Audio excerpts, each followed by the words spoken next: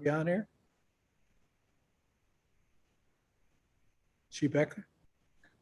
Yeah, it says live. Yeah, I think so. All right, it is 7 o'clock on June 13th and the Parks and Rec Commission will come to order. Roll call, Mary. Right. Chair David Downs, Here. Vice Chair Jason Branch, Here. Elizabeth Wybing. Here. Jordan Keyport. Baxter Essig, Here. Danielle Higheye. Here. Carly Stitch.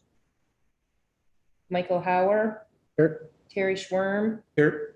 Sam Hussan. Thank you. Thank you. Next item is to adopt the agenda. Are there any comments or adds or subtracts or questions on the agenda? Changes on my end. Pardon me? No changes on my end. Okay, will there be a motion to adopt the agenda? I'll make a motion to adopt. Mike, Second that motion. seconded. All those in favor say aye. Aye. Agenda adopted. Visitor presentations. Seeing none. We'll close that item.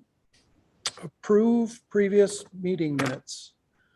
The Park Commission meeting of February 13th. That was a long time ago. Are there any questions or additions or comments on the minutes from the last meeting? Can we have a motion to approve? I motion to approve. Second. All those in favor say aye. Aye. Meeting minutes approved. Next one we've got is to receive the council and planning meeting minutes. There was a ton of them. There was a lot to go through here. Yep. So we won't look at the planning board May 15th. We're going to look at that next meeting then to review. Yeah. Mary, the one that's the Sorry. The planning board meeting that was May 10th, Oh, that was correct. the agenda Yes, minutes, that will be on next month's. drop that off and Yep. put that on next month's. Are there any comments to the minutes? I know there was an awful lot in there.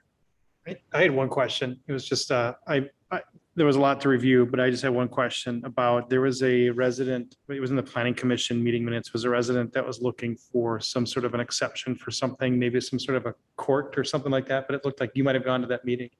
The setback. Yeah, so my neighbor What is exactly was it? he's looking to build a sport court Something for the neighborhood though? underneath this foundation, but his house backs up to Bavaria Road. Okay, So the setbacks, it's 12 feet too close to be able to put the foundation where he wanted to do it. So. but he was looking to build something like for the neighborhood for people to use or just like, But yeah, okay. miles away from me, so I would have been there playing Yeah. pickleball and other Yeah. things. So we got approved from planning that got denied by city council. I was just curious because it looked like an interesting, there's a lot about that one, but it was kind of interesting. It was, yeah, I mean, we had a very interesting conversation with the planning commission. Certain people were for it, certain people were against it. And Yeah. It was a close vote. Like I said, we got through planning, but then council shut it down. Awesome. Thank you for that. Any other questions or comments? Hearing none, we'll receive the minutes of the meeting. Sam, thanks for coming. Sorry, couldn't find. Oh, that's parking. fine. We wanted to do a little introduction since you haven't been to one of our formal meetings before.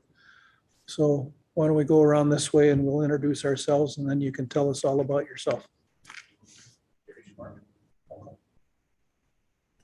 I'm Janelle Higheye. Welcome. Zach Stressick, we met on the bus that one day. I'm Dave Downs. We met briefly. Jason Branch. Nice to meet you. Parking. Mike Ware. Thank you all, and I'm Sam, the youth commissioner, that's all. Are you a junior or Oh. senior? I just finished my junior year, so I'm gonna become a senior this coming semester. Nice. Got your sights on a college yet? Yeah, I really want to go to UW. In Madison? Oh, UW in Washington. Oh, Yeah. Washington, very nice. Their medicine program is really good, and I want to become a pharmacist and help people in that kind of way. Very cool. Yeah, welcome. We're glad to have you. Next item on the agenda is the discussion items. And I'll turn this over to Marshall with first one of the pedestrian and bicycle master plan update. All right. Thank you, Chair and Commissioners. Good to see you.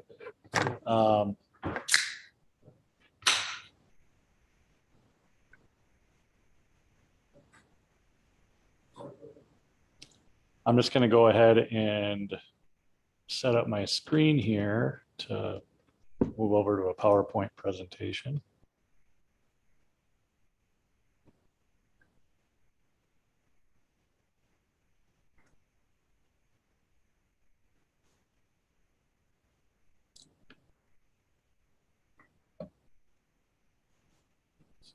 There we go. All right, as you mentioned, it's been a little while since we've met.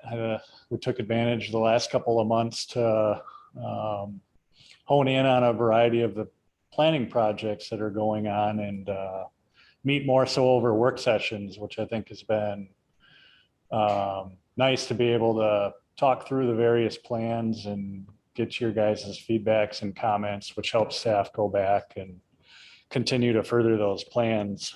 So tonight we got a lot of updates for me to share with you on the various projects we're working on. I'll try to step back a little bit just so those watching online or later on have a little bit of context. So some of this will be a little redundant for you, but then try to bring it sort of up to where it's currently at today. So the first one is the pedestrian and bicycle master plan, which, boy, we started this, I think, back in COVID. This plan's been going on for a while. And this all was prefaced even before that, where we had talked about this notion of the city of Chaska striving to become a bicycle-friendly community, which is a designation through the League of American Bicyclists. And in that, we had done an initial assessment with the Minnesota Bike Alliance. And through that assessment, it was recommended that we develop a community pedestrian and bicycle master plan, which would help position us better in that application process for that bicycle-friendly community designation. So through that, we were fortunate to get a grant through Carver County and their SHIP grant to be able to fund a consultant to be able to develop this pedestrian and bicycle master plan. Overall, the goal is pretty simple. It's just to try to increase more walking and biking in Chaska and, making it a safer option for people to consider. As part of the plan, we took a 6 E's approach. And just as a refresher, those different E's stand for evaluation, engineering, education, enforcement, encouragement, and equity. So it's a really kind of wide lens that we're looking at that we wanted to hone in and see what are we doing in those areas, and then what are some recommendations to improve within those various areas that will ultimately help promote and encourage more walking and biking. So the last couple months, staff have really dove in to the draft of the plan, and recently met with our consultant about a week ago to go through all of our comments and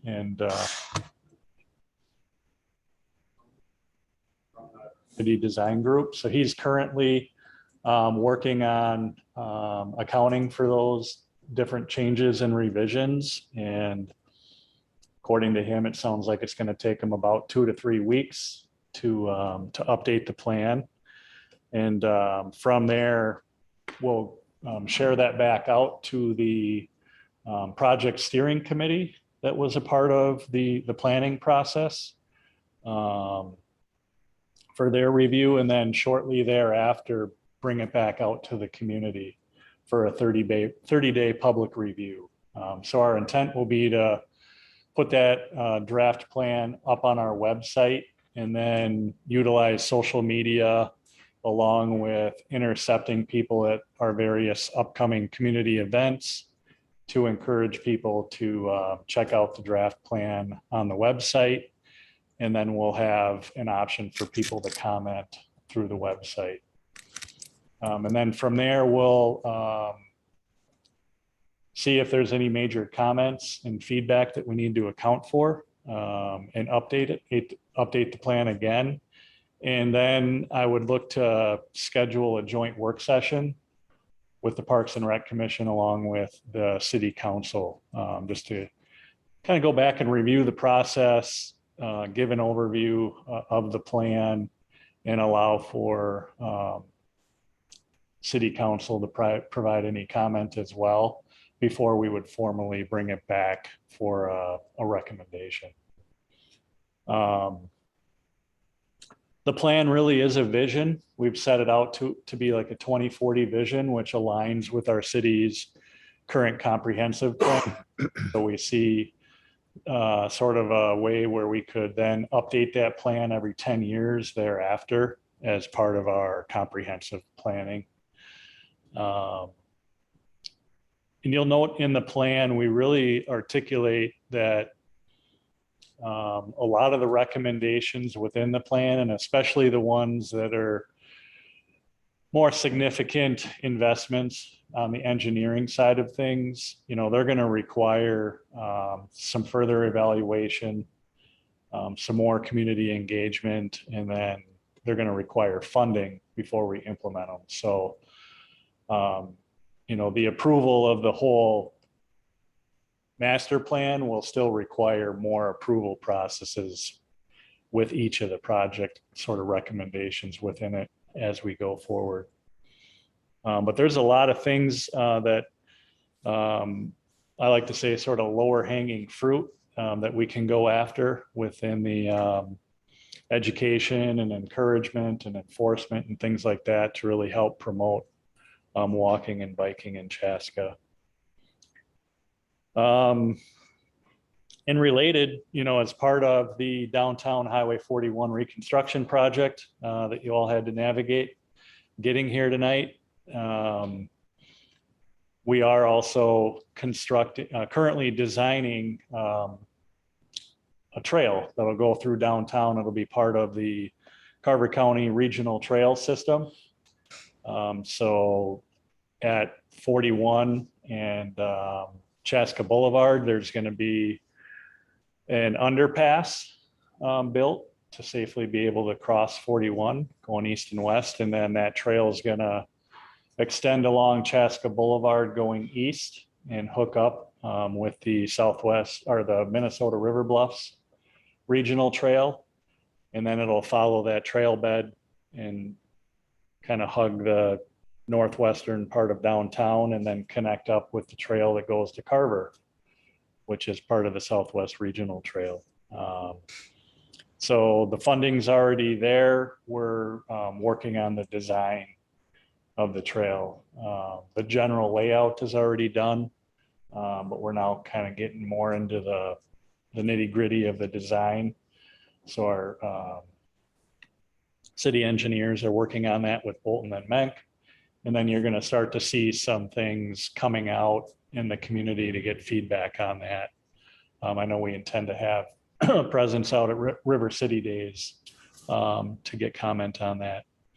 And then I think I shared with you too, the city was successful in getting a grant for a safe routes to school plan with the Clover Ridge Elementary School site. So that plan will start to kick off once school resumes back up in the fall. So you'll see more coming out on that. And then lastly, I thought I would note, if you hadn't heard, kind of an interesting tidbit that the Minnesota Transportation and Finance Bill that was recently approved by the legislature includes a new electric bike rebate program. So $2 million has been allocated to be distributed out during 2024 and 2025. So you're going to start to see more come out on that, but individuals in Minnesota can get up to $1,500 rebate towards the purchase of an e-bike over those next couple of years. So I think it's kind of neat to see at the state level, they're really starting to promote and encourage more e-bike for transportation and recreation. Any questions or thoughts on the pedestrian and bicycle master plan? Where is the regional trail connecting to the existing regional trail at Audubon? How was that designed? Where is that going to connect? So it basically connects up to where it's going to dip down. There's that current trail that goes basically up Audubon along the creek there. Got it. My brain just connected that spot. I Yeah. had this big blank. Yep. Got it. Yep, right in there is where it'll tie in, and then you can kind of head up from there. Was that the component you talked about with the Clover Ridge Elementary School? What does that look like? Have they given any detail on what that's going to look like this fall? So that's the grant was awarded through the through MnDOT. They have a whole division that does safe routes to school plans, and then they work with another consulting group that does a lot of pedestrian and bicycle type stuff. I think they're called Alta. And so I think what they're going to do is throughout the fall, do a lot of surveying of parents. And then they do some on-site assessment of what the current condition is and where maybe some of the current challenges are. And then through that feedback and evaluation, they'll start working towards recommendations for potential infrastructure improvements, along with some programmatic improvements to try to find those champions within the school to promote more kids to want to bike and walk. I and mean, things like that right there is essential. We had a teacher at La Academia, one of the teachers there who applied for a grant last year, was able to just get bikes purchased. Yeah, And the idea of but specifically targeting kindergarten age students, trying to get them not only comfortable riding a bike, but wanting to ride their bike to school, and maybe trying to pull the family into that as well. So yep. we definitely need to have that champion on the ground, like at the school doing that. Yeah, back in May, we worked with Clover Ridge to do a bike to school event on the National Bike to School Day. And Chaska police were involved and whatnot. You just make it a fun day. But I think there was probably close to 200 kids that biked to school that day. It was, super impressive to see all the bikes scattered all over the school property. They didn't have enough bike parking for everything. But it's things like that where you do enough of those and people realize like, hey, it was kind of fun and maybe I would do it again. So sometimes it just takes a little bit of work and encouragement to get people to try those types of things and get out and break out of the normal day-to-day routine. It was interesting. I was up in Fargo visiting my folks recently, and I went for a run in the morning, and it happened to be on a school day.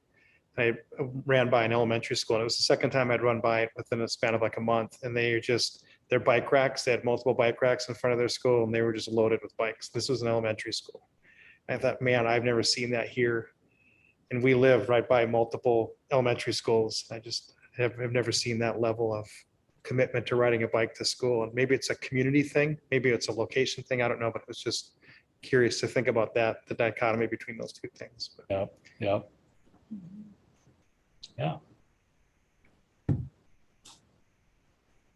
Anything else on the, the bike and pedestrian plan? We move on to facility naming rights.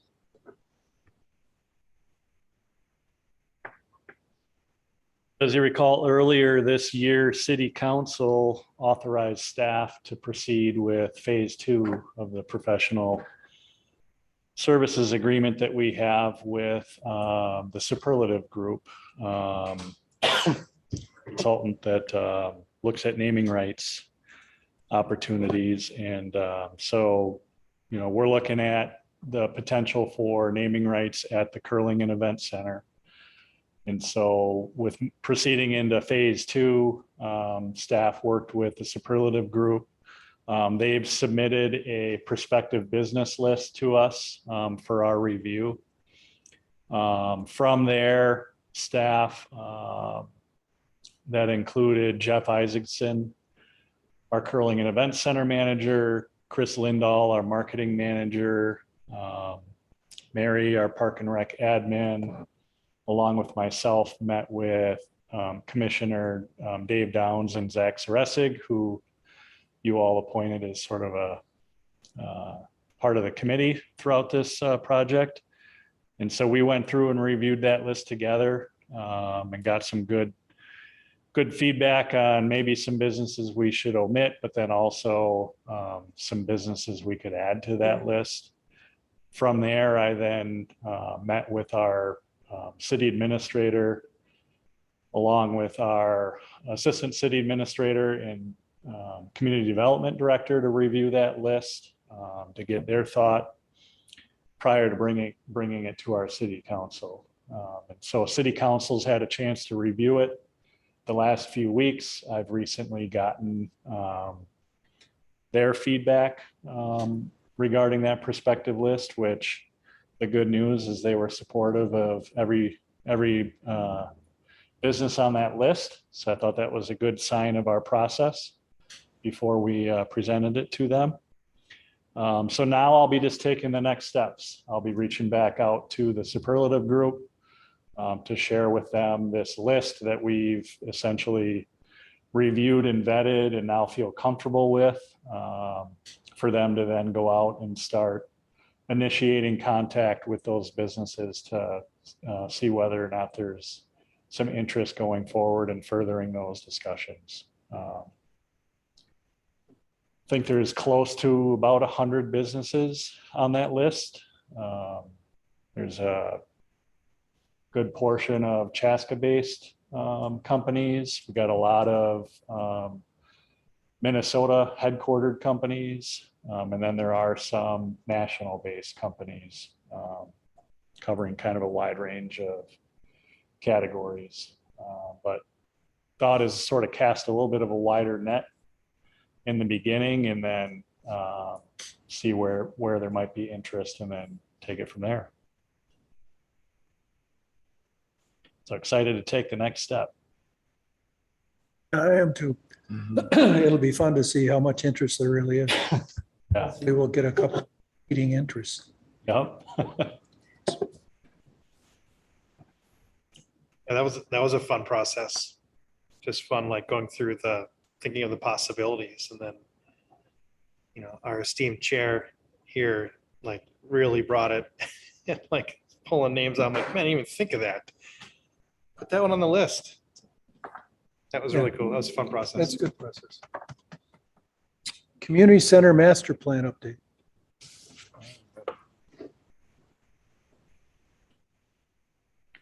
All right, another major planning process here that's been going on over a year now.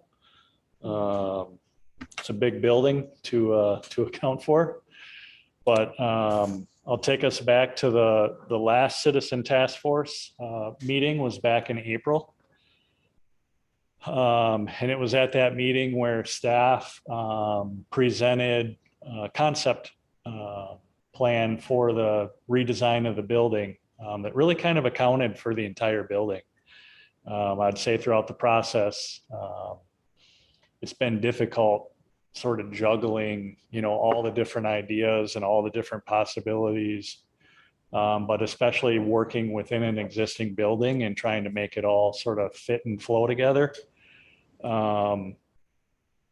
which is why it took a little while from the beginning of the year up to April to put this all together. But we wanted to come in and sort of present a full package that would showcase what the building could be in the future, along with some options for parking, because we knew parking was one of the other big pieces of feedback and improvement areas that residents were looking for. So the concepts we shared were really accounting for the feedback that we received throughout all the community engagement we got from the residents at the beginning of the process, along with the task force then sort of coming up with what they felt were the priorities derived from that feedback. And some of those priorities were, like I mentioned, parking, accounting for deferred maintenance at that facility, knowing it's 32 years old now, improving circulation, access, and safety throughout the building, more fitness and exercise space, improvements to the aquatics area, enhancing the ice arena experience, and remodeling the theater space to increase usage in there were sort of the top priorities. And then there were several objectives that the Citizen Task Force had set forth at the beginning of the planning process as well. And I'll just mention a few. They wanted to maximize the existing space before we looked at adding on to the building. Wanted to create more multi-purpose spaces that would allow for flexibility and programming. And then there was this thought of connecting the building to nature with trying to capture views of the Minnesota River Valley. So we went through at that meeting and shared all of the different thoughts and components to the building in terms of renovation and reprogramming and what that could look like. Like I mentioned, we had 3 different options for looking at parking, which was good to talk through. And I think we sort of landed on one of the preferred options from that meeting. And then there was also a couple of options to consider for an expansion in more of a future phase 2, which included an expansion for the aquatics area that could provide another lap pool. And then there is another option for an expansion that would allow for expanded fitness center space on the lower level, and then provide a third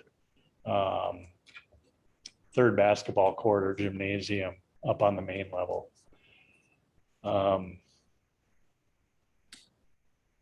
When we met as a task force, there was conversation that came about that led to the thought that maybe we should consider including one or both of the expansions as part of phase 1, rather than looking at it as a phased approach altogether. We didn't quite reach consensus at the end of that meeting because it got a little late. So I did do a follow-up survey back out to the task force and ask those specific questions. Number one, I wanted to understand was what we showed as part of the overall building plan, were we meeting the mark? And it was 100% in favor of that. So that was good to see. And then I asked specifically whether or not we should include the gym fitness expansion as part of phase 1. And I believe 11 out of the 12 responses That was me. suggested yes. Said no. And then You contrarian.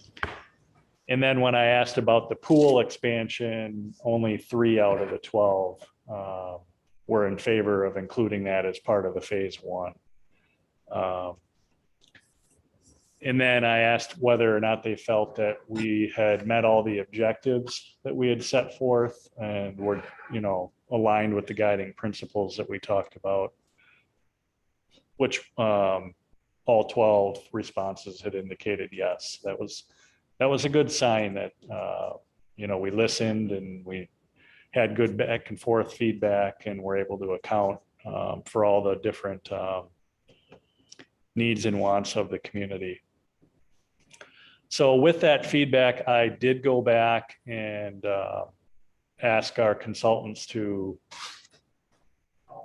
the addition of the fitness and the gym as part of phase 1. So they're currently working on revising some of the exhibits and then re-looking at the expenses that would go with it.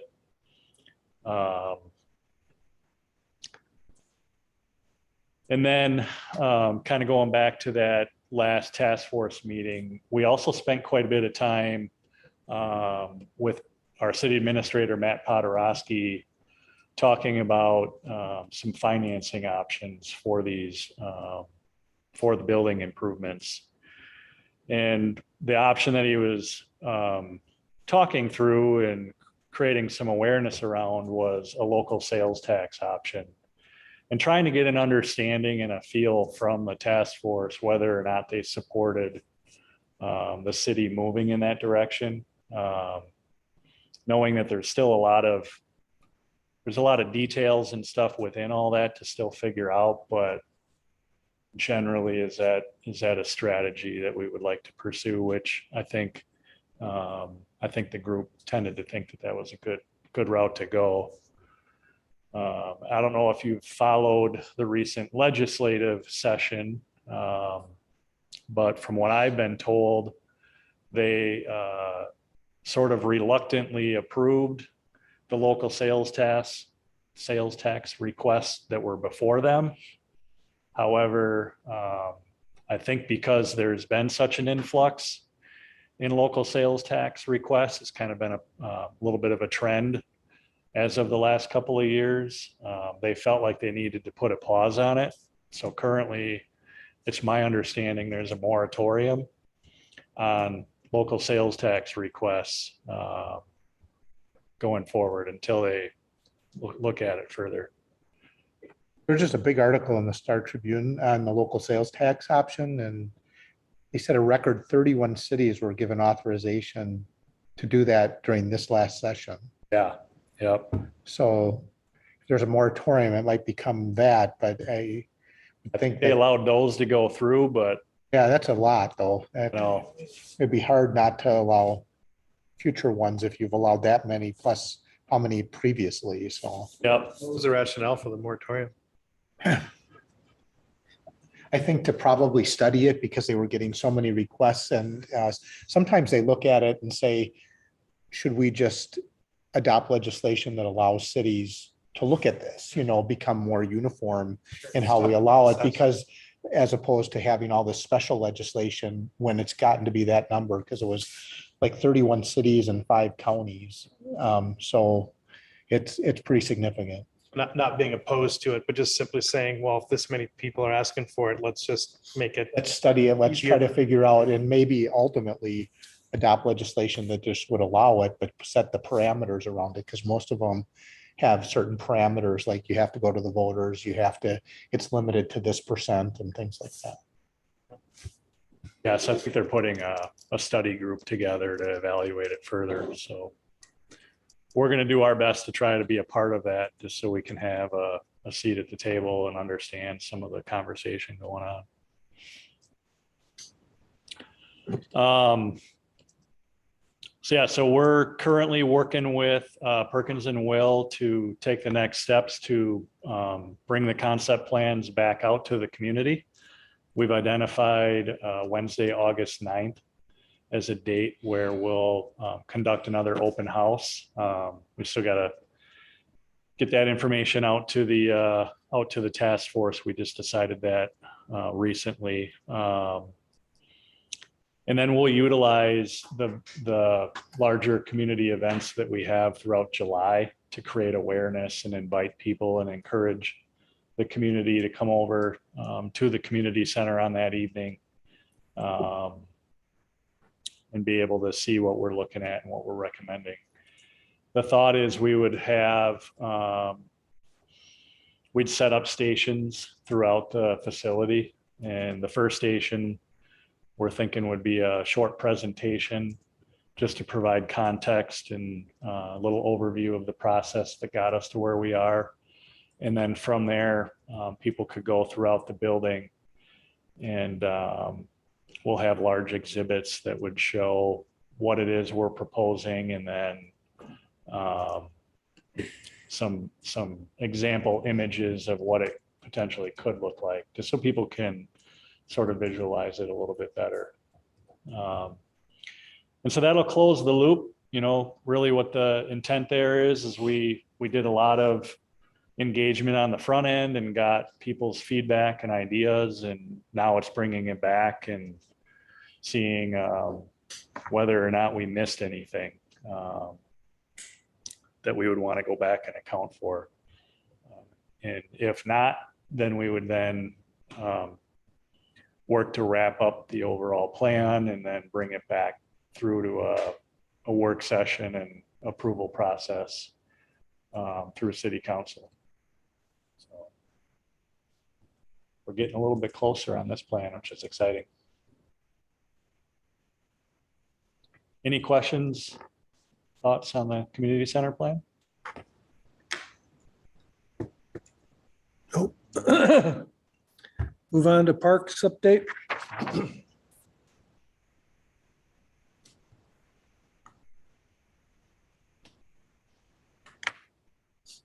All right, so first up, I've got City Square Park.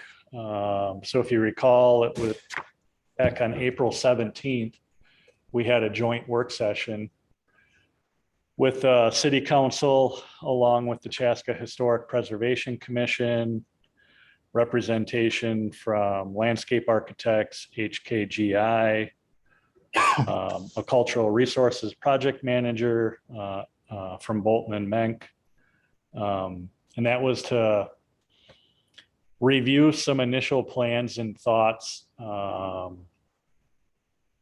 to revitalize City Square Park. City Square Park is scheduled as part of the capital asset management plan to be updated.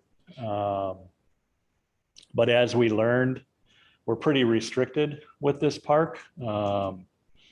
And that's because it's part of the state historic registry, along with the fact that it includes some Native American burial mounds within it. And so we really need to work with the State Historic Preservation Office, along with the Native American councils, as it relates to the state and local statutes that will apply to this park and historic district. So the goal is really to kind of revitalize it and refurbish it the way it is, the way it exists today, but to primarily bring it up to meet ADA guidelines. So currently the pathways with the brick and several, a lot of the bricks being uneven can make it difficult for people to navigate. And then with the gazebo, there's not wheelchair accessibility up to the main stage or platform within the gazebo. So Brian Jung has been working with HKGI to put together some of these plans. And then we just had that initial work session to create the awareness amongst the various commissions. Because normally, like we talked about, we'd like to do more community engagement when we embark on our city park projects, and especially, a key park like this that has just so much sentimental meaning for a lot of people. But with those limitations, we just need to get those plans out to those various agencies and understand what their initial comments, concerns, and recommendations are before we would bring this back out to the community and share a little bit more about what we're proposing. So after that, on May 12th, those plans were sent out to those agencies for their initial review. And there's going to be a meeting tomorrow to bring those groups together and talk through what their initial feedback and or potential concerns are. So just wanted to provide an update on where that was at since we had that work session back in April. And I'll just plan to provide updates as I know more along the way. We won't get an update about the meeting tomorrow until next month's meeting, maybe? Yeah, yep. Is that something that you can like email out to a guy or? Really curious about how that meeting goes. Yeah, I could send out a summary of what was discussed yesterday through email. That'd be fine. I really appreciate that. Yep. Any other questions on City Square Park? No? So All right. The Lions Park Shelter recently got upgraded. So you can see there, it just finished last week. We had our very first rental over the weekend, which was a graduation party. And yesterday, one of our staff already conducted one of their rec programs over at the park shelter, which was a teen book club that was successful. But you can see it turned out really nice in the upper left-hand corner there. Seeing some newer finishes compared to some of our existing park shelters. We got some of that Chaska brick on the bottom. Went with more of that maintenance-free LP siding. It's hard to see, but there's metal roofing. And then you gotta love the lion fountain, the lion head fountain. Have a lion fountain before. Oh, Okay, thank you. It's a- I just want to bet. good addition. Thank you. I was adamant, we did not have a lion head Oh, and that this is new. So you want to bet? didn't we I have, want to bet. didn't we have a lion there, but it wasn't a fountain? Wasn't there a statue of a lion there? I don't think so. No? Want to make a bet? Mary's thinking. Careful, Dave. Yeah, and it's hard to see here, but underneath the underhang, they've included a refrigerated water fountain and a water bottle filler. To fill the That's a station. new addition for people out in the park. Did anybody from the Lions come out? Did they do anything, come out and like take a picture with it or anything like that? Yeah, I'm sure I don't know if they have already, but I'm sure they will. Christen the new Yeah. facility? Well, and they'll have a big presence, and it'll be a big showcase this year with River City Days occurring at Lions Park this year, since City Square Park will be unavailable due to the road construction. But it's been neat to see this park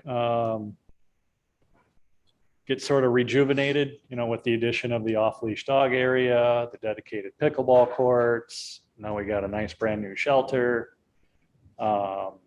It's just nice to see those enhancements occurring at this park that's really kind of in a nice central part of town and getting more utilized.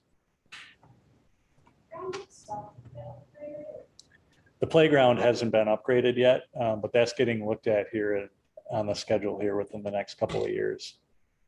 Yep.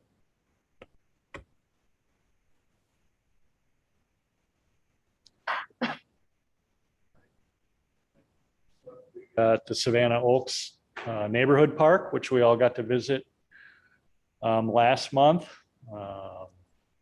As you can see there, the playgrounds are installed and the mulch is in.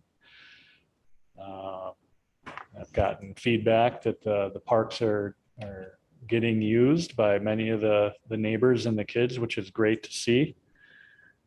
We did have a little bit of an incident in the beginning where some people were driving their car on the crushed rock trail down into the park and just parking next to the playground. Terry brought that to our attention. Yeah.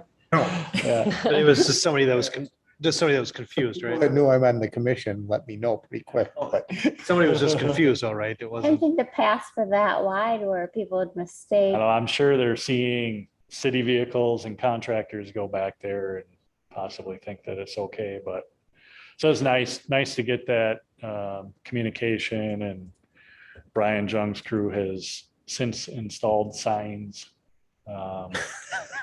for people from driving into the park.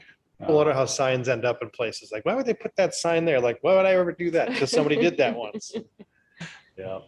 Did they put down the paving yet? Pavement's not in yet. So they recently poured some concrete pads where some bench installation will go. They're planning on the planting of trees, I believe, either later this week or next week. I think they got about 50 trees they plan on planting. They're still working with the builder on putting the sleeves in for the irrigation line. Thereafter, they'll plan to hydro seed to start getting the grass going. And then I think they'll probably pave last. And then there's still those bench installations that need to occur along with the park sign coming in off the entrance. So Start developing the pathway through the other part of that park area. Is that next year? that's actually that picture there on the right. So we've already laid it out and they've rough cut the alignment through the woods. Just allowing the residents to get an understanding and a feel for where we plan to have that trail. I think we did a good job of keeping it in from the future homes going up on the north side, creating more of that woods nature walk, and then preserving all the mature trees throughout there. So the plan there is they'll probably go back in and subcut it and put the crushed rock in sometime this fall. And then that northern section will get paved late spring or early summer of next year. That's part of phase 2. Thank you. I have not gotten a status update on the goats. We didn't get the initial grant request. So I think they were pursuing some other options, but let me look into that and I'll get back. can you include that in your update? Yeah. I know Yep. that's a question I get too, so. Yeah. You talked to in favor of having the goats out there or opposed I to haven't it? heard anyone opposed to it. So Just seems like a neat idea. it is. I think it's very cool. I can say just based on observation, the playground particularly, it's been open 3 to 4 weeks now and it's been really well used. There's been tons of families and kids and a birthday party and all sorts of other things that have gone on out there already. And so it's being used and the trails are actually being used a lot. I mean, daily and people are out walking, riding their bikes, even though they're not totally smooth or anything yet, Yeah. because some of the crushed limes or crushed rock that's down has washed out a little bit in places, but they're very well used as well. Is there any lighting out there? There's no lighting. I was gonna ask, do you know if they put garbage cans out there at all? I mean, Typically they do. the one question I had is garbage cans and actually litter bags for dogs. You know, I don't know that if the city does that. I wasn't sure. I know they did some they've got a private park on the Savannah or the Harvest East area, and I think they provided litter bags through the homeowners association, but I don't know if the city does, but that's another request that some people have had. So So up to this point, the city has not provided the litter bags Yeah. throughout our park and trail system, but I'll follow up on the garbage cans. How is I know there was some concern from neighbors that have in the path of the backyard, people still have those same concerns, or is it quieted down a little bit? I think some of that's quieted down. I mean, some of the people that have had the concerns continue to have them, and I think they're hoping that some of the tree plantings ultimately will help. I know one neighbor sent you a letter because they told me that they did, asking that they stake them and put some trees in a certain area. Hopefully they will. I mean, in that area looked like it was a natural to put some in, but Yeah, yep. See, I know Brian and Selmer have been in communication with a couple of the neighbors that have, expressed more concern to try to figure out where they can plant some trees to help alleviate that. So they're working through that. I mean, I don't think it's really a reason for concern. I mean, it's nice to see people using the trails and walking. And I think it's a great way to get to know your neighbors. So.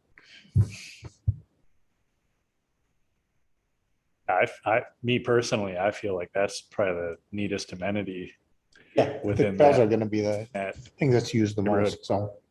It's unique compared to some of our other parks, is that trail of kind of our network of trails right within it. So good to hear. Any idea when I guess essentially the northern side of the community is going to be hooked up to Creek Road? Just, my husband said we should bike there, and that would involve for us going down the hill to downtown and then going up the hill to get there, regardless of construction. But there's just not a good way to navigate to the neighborhood via foot or bicycle from like the northern edge at all until it connects to Creek Road. And then there's some like Chaska Boulevard and Engler options, but Yep. be good to know when that's going to be. Probably a couple years out yet. I know Creek Road will likely get done later this fall or next year. But then I can't quite remember if the city has acquired some of that land just south of there that would connect to that corridor north of the park we preserved, or if we're waiting on some sort of other purchaser to work with on that. Is So the Savannah Road extension going to happen anytime soon, or do you know when that's, I mean, because that's going down to Creek Road as well, right? going up to Creek Road? Well, from Creek Road, where Savannah dead ends right now in the harvest, Yeah, I think there's a plan to ultimately connect that, right? yep, Down to Creek. yeah. I'm not exactly sure what the timeline is on that one. Yeah, because that would provide that I help it. option too. I mean, in Yes. addition to the trail. But That'd be a cool connection once it's there. Awesome loop. Yep.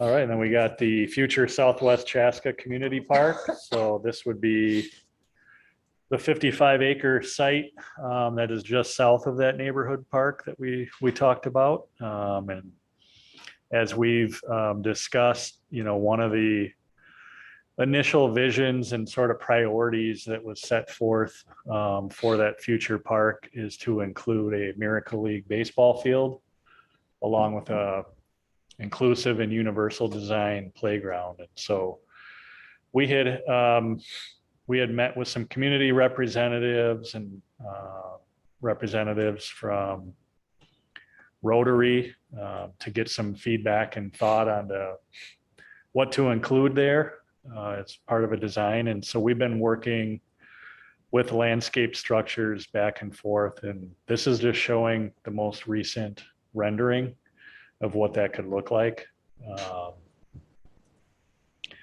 Still gotta figure out, what else is gonna end up going into that park. We gotta, go through a whole community engagement process at some time in the future. Hopefully sometime later this summer, early fall, we'll kick that off. But we're wanting to start to put a little bit of a vision to the Miracle League field along with the universal playground, primarily Well, we submitted a grant through the Minnesota DNR Outdoor Recreation Grant to go towards this project. We should find out sometime yet this summer whether or not we're successful with that grant. If we are, we have the potential of getting up to $350,000 towards this project. And then in addition, the Chaska Rotary is taking the lead on fundraising efforts towards these amenities. So they've always had a goal of $1 million, which would account for the Miracle League field. And then if we're successful at going beyond that, those additional dollars would go towards the universal playground. So Chris Lindell, our marketing manager, and I have been working together to put together sort of a brochure marketing piece for the Chaska Rotary to begin some of those discussions with local businesses that might want to give. Like you said, I believe before, that if we were successful in getting a grant, there's time limitations on that grant. Yeah, so with grants come timelines. And so I believe the project would need to get installed by the spring of 2025.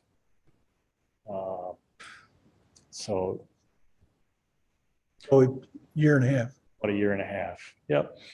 Is that adequate time to do this? I think so. I think You wouldn't be able to do the entire park in that time frame. probably not the entire park. This would be like a phased piece, but we want to get going on that planning process just so we know how this is going to connect to other amenities that ultimately get planned in that park. And then ideally be set up to, in the spring of 2025, to start this first phase. Always get an extension if we have to. It has to get started by then, or it has to be completed by then? I think they'd probably like to see it completed, but They will extend it for you? If it's under contract. they allow you to extend it. Typically, if it's under contract, they'll probably Yeah, fine with it. they know that it's in progress and the funds are being spent appropriately. That grant cover the full cost of the inclusive playground? Just a piece of it? No, What's the full cost of something like that? I don't have exact estimates on this yet, but that playground there would be over $1 million. So we're probably looking at a $2.5 million total project budget just for the field and the playground, somewhere in that Just neighborhood. putting up the money for the field and then the city's going to cover the playground. Or if we can, Less, we can do more fundraising efforts, to try to cover it all. If we're successful. And we're also partnering with Rotary, as you recall, last year we embarked on a pond hockey community event. And that was going to be an annual event where the proceeds would go towards this project. That was very much a test run to see what we're up against. And I think we've had some time to reflect on that and have come to the conclusion that it's just a difficult event to put on. With the weather anymore, it's as difficult to know whether or not we're going to have good ice conditions. Fireman's Park especially tends to have a harder time producing ice. So we've decided to, I guess, pivot from that idea, and we're looking at partnering more on a fall event that would be an outdoor concert out at Athletic Park. So we're trying to rally and see if we can even put on something yet this fall, maybe a smaller version, just to create the awareness and get it started, and then ideally grow it into maybe a fall festival into the future. So that's something exciting. It'd be a ticketed event with, bands and things like that.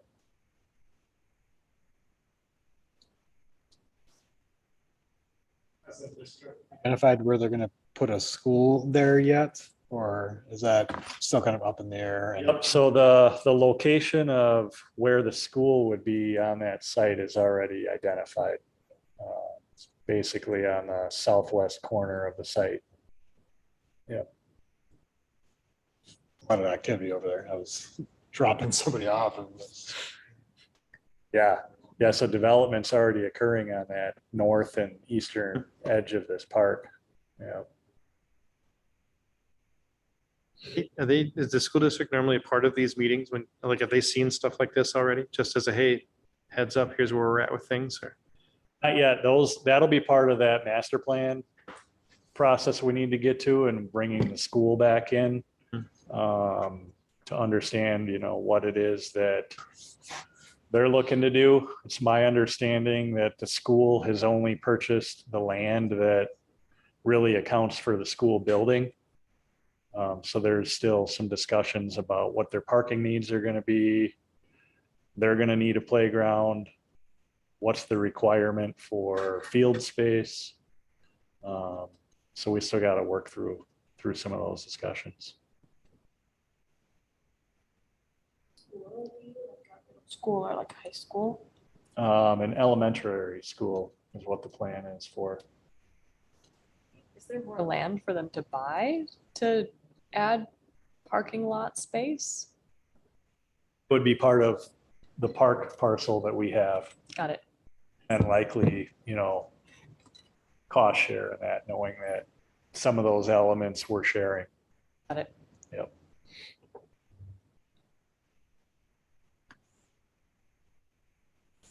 Anything else on department happenings?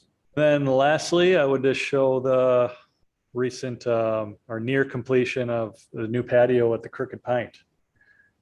So we were having issues there with concrete heaving, caused a couple trips out there.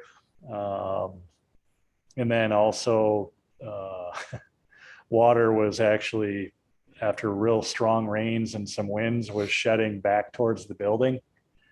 And we've got those large doors that are supposed to be able to open up to the patio. And I think there's been 2 occasions where water has infiltrated under those doors and damaged the wood within the Crooked Pint, leading to some insurance claim work and things like that. So our public works department, along with contractors, have taken this on as a recent project to redo the patio, get better drainage underneath the concrete pad. You'll see too, I really like what they did. The fire pits, they actually pushed a little bit further out, which feels like it's maybe a little bit more connected to some of the park activity and whatnot. So it's coming along very nicely.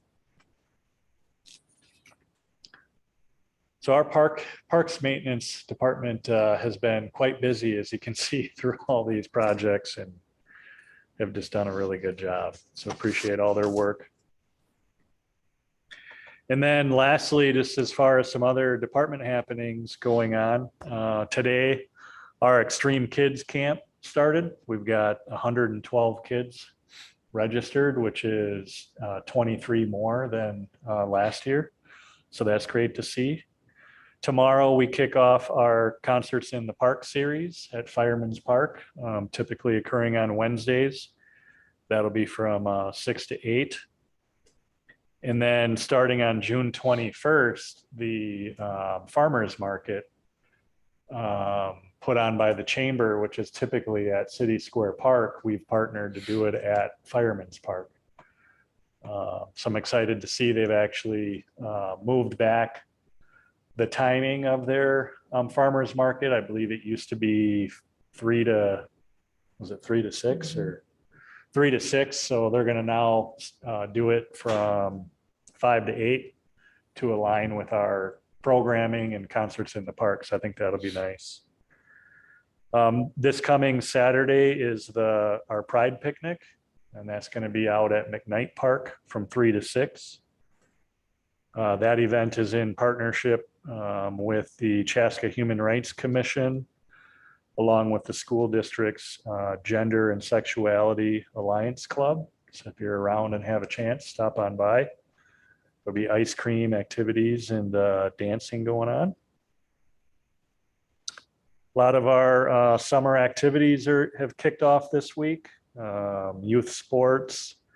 We got a running camp, kayaking, clay camp. So lots of things for people to do. Swim lessons for the summer started this week. Fireman's Beach opened up this week now that graduation's done and we get some of the high school lifeguards back. So the concessions will be open as well. So that's always fun. We're offering several free yoga and PIO outdoor exercise classes for free to the community out at Fireman's Park. So you can check our website for the different times that we're offering that. On June 22nd, our active older adults over at the lodge are heading out to a Minnesota Twins game outing. So that'll be fun for them.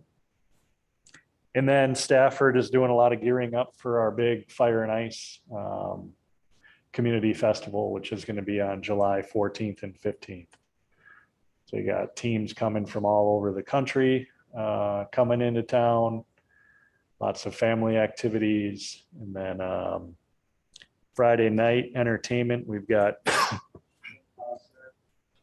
playing from 6 to 8, followed by the Fabulous Armadillos, 8:30 to 10.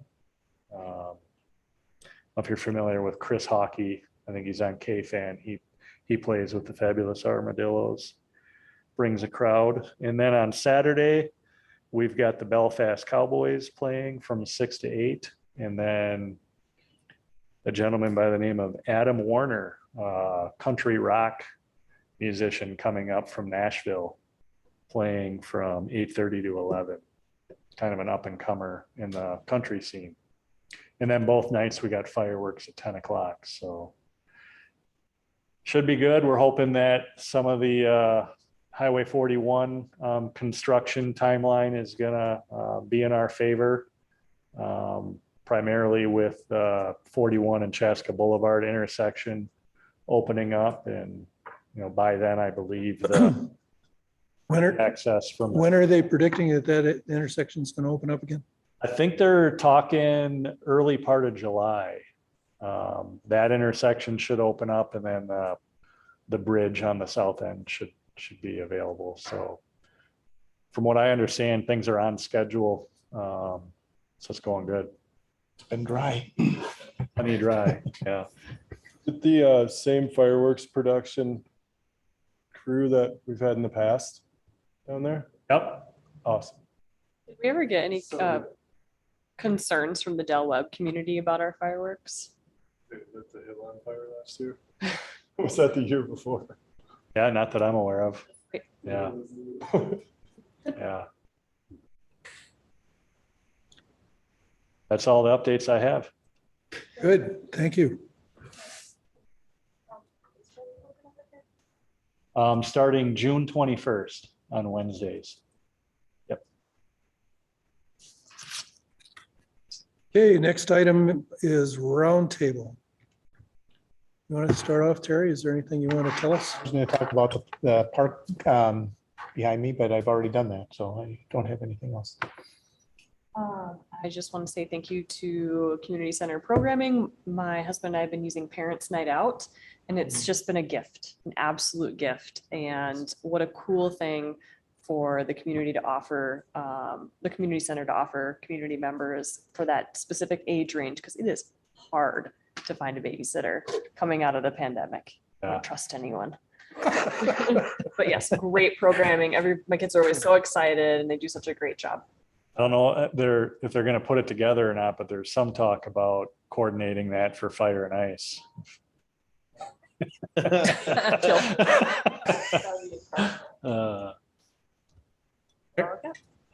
just had a question about the golf course. The loop? Yeah. They said the projection was Labor Day, that the building would be done, and they're gonna try to open it up for a couple months this Cool. year. Awesome. So it's still. It's under still on track construction to do now. that, They Yeah. just started some work there in the last week or so. Yeah. Yeah, the course looks like it's ready to play, you know. I'm talking the clubhouse. Yeah, I know, but I'm saying the course is done. It really looks like it's in good shape and ready to play. Anyway, We can got get around too, around right? together. I don't know. We could sneak Yeah, that up. might be a work session, huh? Yeah, that's a great idea. Work session, right? Yeah. Test it out. That'd be fun. Quality control check on behalf of the community members, Marshall. I mean, it's, Fun to be able to advocate and promote for it. It's a really good Exactly. idea. Yep. You already mentioned the Pride picnic this Saturday. I know I'm going there with my kids and somehow, don't ask me how this happened, I'm gonna end up DJing at this thing. So Ooh, that'll draw a crowd. DJ Minivan Dad will be in the house on Saturday. That's your So, name, Minivan Dad? DJ Minivan Dad. I like So, it. yeah. But it's, we went to it last year. It was a great event and it's just cool because it's at McKnight Park. Because now we can just walk over there because I live really close to McKnight Park. So Cool. that's all I got. You got anything? Sam, I just want to say welcome again. Yeah. Just to have a youth that's willing to step up and, just understand, the importance of being, a part of these things in a community. So thank you very much. Thank you for having me. I had just a question more along the golf lines. I don't know, or at least what programming do we have for kids right now currently around golf in Chaska? I mean, other than like through private lessons at like the town course, or if you remember at Hazeltine. Yeah. I feel like We don't offer really many in our, like through Yeah. our park and rec department. I know community ed offers some things on occasion, but a lot of it's just what's being done over at the golf course. I know there's like the juniors camps and leagues and things like that. now with the loop, coming up, probably not for the fall, because maybe it'll only be open a month or so, but maybe like looking for next spring. Is there any opportunity for programming? Yeah, and especially as it relates to some of the adaptive programming, which that's intended for. I know Erin and her staff are working with John on that. Over the winter, we did a couple of events within our basketball court at the community center and brought out some different golf things that were more adaptive based for kids to try and create that awareness for those parents about the loop that's up and coming and things like that. So, Originally, the loop was supposed to have quite a few lessons and things. That was one of the big things that was going to be good for the community. It was going to offer lots of programs. I assume that's the same at this point, is it not? That they're going to have quite an offering of. I'm not exactly sure what all the offerings are going to be. I'll have to follow up with John Kellen on. Yeah, that would be nice. It'd be nice if we do have an awful lot of classes for kids and stuff. Because I know they had them over there before. Yep. But I don't know who organized those or what. There was a group of, there'd be a golf cart and there'd be 4 kids walking around the cart and the coach was in the thing running around trying to keep up with them and giving them encouragement and helping them. And it looked like it was a really nice program. Yeah, it's when it was the par 30. Yeah. Yeah. Yep. Yeah, I'll look into that. Surrounding communities have so many golf programs and they're always so full and it's so competitive to get your kids signed up. So I feel like that's an area we should really focus in on, because I think that's a miss in Chaska currently. Second that. It's hard to get your kid in any sport these days, really, but that's just something that we just don't have any options available at all. Where do most people from here go to now? Hala Greens up on Pioneer, Yeah. Glen Lake, but that's even like that much further out, but Glen Lake's a great place as well. It's just, you're on waiting lists and they're super expensive. I think they give some lessons up at that golf zone too.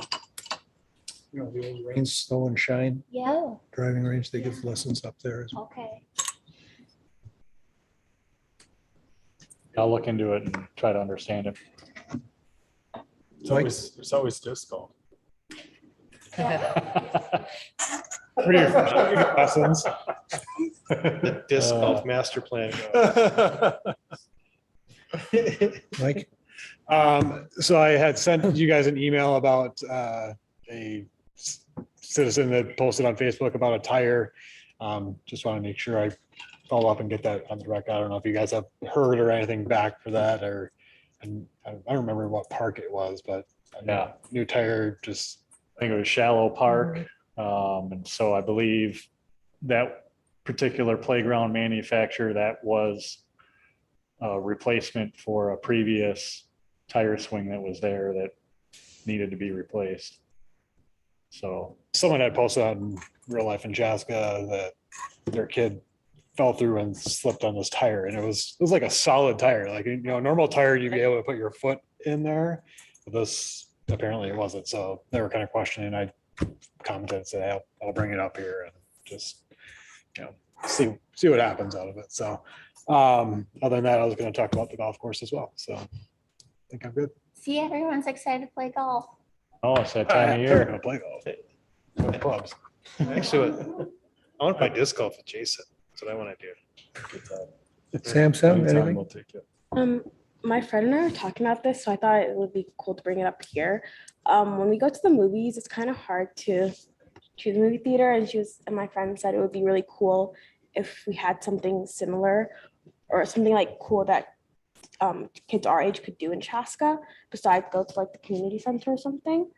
And since we went to go see a movie today, we're like, oh, you know, like if Chaska had a movie center, a movie theater, a lot of kids would go. And I was like, oh yeah, I'm sure you should say something. And I was like, okay, I'll bring it up. So You do movies in the park if one of the parks set up a projector and did more like teen oriented movies. Done that at Fireman's? We used to have a movie theater in Chaska. Yeah. Yeah. school does it, and That's a a lot of people church. show up. So it really does also depends on the movie.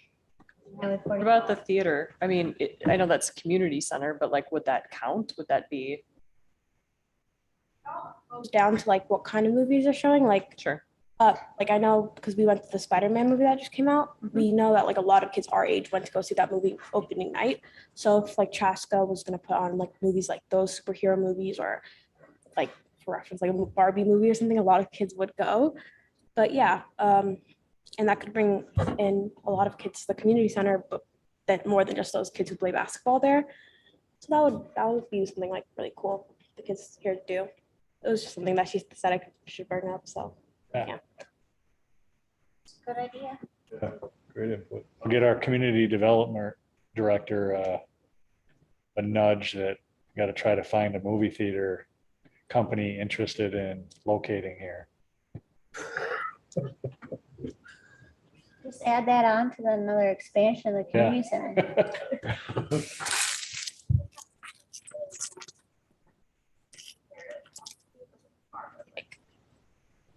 we're all broke kids, so we don't have to pay a bunch of gas every time we want to go see a movie.